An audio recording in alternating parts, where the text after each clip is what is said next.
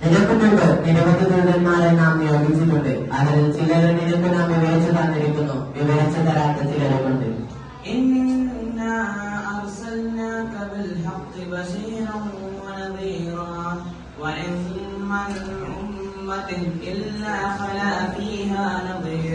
മുന്നറിയിപ്പുകാരൻ വന്നുപോകാത്ത ഒരു സമുദായവുമില്ല.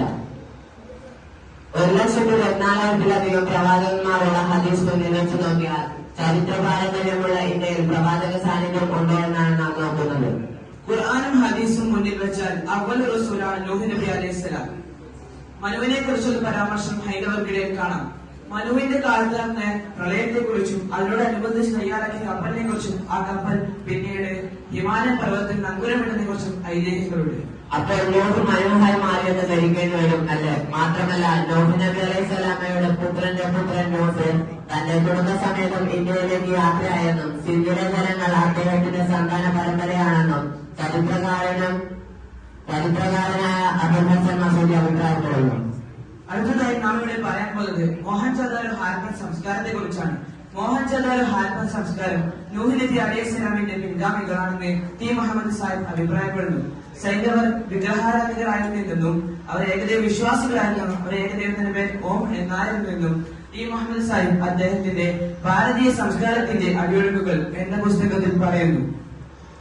അടുത്തതായി ഞങ്ങൾ പറയാൻ പോകുന്നത് ഇന്ത്യയിലെ പ്രമുഖ വിഭാഗമായ ബ്രാഹ്മണരെ കുറിച്ചാണ്. ഇബ്രാഹിം നബിയുടെ പിൻഗാമികളാണ് ഇവർ എന്ന ചില മുസ്ലിം പണ്ഡിതന്മാർ അഭിപ്രായപ്പെടുന്നു. എന്നെ അതിനെപ്പറ്റിയുള്ള തെളിവുകളെ പറ്റി പരിശോധിക്കാം. പേരിന്റെ സമാനതകൾ തന്നെ നോക്കൂ. ഇബ്രാഹിം, അബ്രഹാം, റഹ്മാൻ, അതുപോലെ സാറ, സരസ്വതി. ഹജ്ജിനെ ഇഹ്റാം ധരിക്കുന്നത് പോലെയാണ് ബ്രാഹ്മണർ പൂർണ്യം ധരിക്കുന്നത്. അതും വലത്തു നിന്ന് എഴുന്നേൽക്കും. ഇനി വേദങ്ങളിൽ കൊടുത്ത തെളിവുകളെ പറ്റി പരിശോധിക്കാം. ദേവനാമങ്ങൾ ധരിച്ച തത്വം ഒന്നു തന്നെ. ഏകം സുതിപ്ര ബഹുദാവദന്തി, അറിവുള്ളവർ ഒന്നിനെ പലതാക്കി പറയുകയാണ്. എന്ന ഗീതവും ഇതിന് തെളിവാണ്. ആദ്യകാല ആയന്മാർ ശവം കത്തിക്കലായിരുന്നു ചെയ്തതെന്നും അവർ ശവം കുഴിച്ചുമൂടുകയായിരുന്നു ചെയ്തതെന്നും നോബിലാത്താപ്പോൾ ഏഴാസം പോലുള്ള ചരിത്രകാരന്മാർ അഭിപ്രായപ്പെടുന്നു. അടുത്തതായി ഞങ്ങൾ പറയാൻ പോകുന്ന ശ്രീബുദ്ധനെ കുറിച്ചാണ്. ഇന്ത്യയിൽ ഏറ്റവും അന്യായമുള്ള മതമാണിത്. ഖുർആൻ എന്ന പേരായി ഒരു പ്രവാചകനെ പറയുന്നുണ്ട്. എന്നാൽ ബൈബിളിൽ അങ്ങനെ ഒരു പ്രവാചകനെ കാണാൻ സാധ്യമല്ല.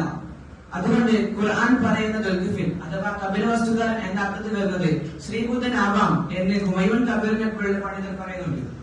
ബുദ്ധൻ നിരീശ്വരവാദിയാണ്, അഹിംസാവാദിയാണൊക്കെ പറയുന്നത് വെറും കാലം മാത്രമാണ്. അദ്ദേഹത്തിന്റെ തത്വങ്ങൾ പഠിച്ച മഹാഭരണാധികാരിയായാണ് അശോകൻ. അദ്ദേഹത്തിന്റെ ശിലാശാസ്ത്രങ്ങൾ ധാരാളം കണ്ടെത്തിയിട്ടുണ്ട്. കുലസാവകാശികൾ ഭരിച്ചതുപോലെ ദൈവപ്രീതിയും സ്വർഗവും മോഹിച്ച് ഭരിച്ച ഒരാളാണ് അശോകൻ. 1-ാം നൂറ്റാണ്ട് കൂടിയാണ് ബൗദ്ധൻ ബുദ്ധന്റെ വിഗ്രഹാരാധനകൾ വെച്ച് തുടങ്ങിയത്. അവരുടെ പ്രധാന വേദഗ്രന്ഥമാണ് ധർമ്മപദം. അതിൽ സ്വർഗത്തെക്കുറിച്ചും നരകത്തെക്കുറിച്ചും ജീവിതത്തെക്കുറിച്ചും ധർമ്മപാലിതനെക്കുറിച്ചും പരാമർശം കാണാം. അടുത്തതായി ഞങ്ങൾ പറയാൻ പോകുന്ന ശുദ്ധപീഠികത്തെ കുറിച്ചാണ്. ഇതിൽ അന്ത്യപ്രവാചനെ കുറിച്ചുള്ള പരാമർശവും കാണാം. നാം ഇന്ന് ചെയ്യുന്നത് പോലെ തന്നെ അവർ ദീനിനെ പ്രബോധനം ചെയ്തുകൊണ്ടിരിക്കുന്നു. ശുദ്ധപീഠികയിൽ പറഞ്ഞിട്ടുണ്ട്. ജൈനനും തമിഴ്നാട്ടിൽ തിരുവള്ളൂരുമെല്ലാം പ്രവാചകനാവാൻ വളരെ സാധ്യത കൂടുതലാണ്. അഥവാ ഇവരൊക്കെ പ്രവാചകന്മാരാണെന്ന് തെളിഞ്ഞാലോ ഇവരുടെ വേദഗ്രന്ഥങ്ങൾ തെളിഞ്ഞാലോ ഞങ്ങൾ ഫോളോ ചെയ്യേണ്ടത് മുഹമ്മദ് നബി സല്ലല്ലാഹു അലൈഹി വസല്ലമയും ഖുർആനെയും മാത്രമാണ്.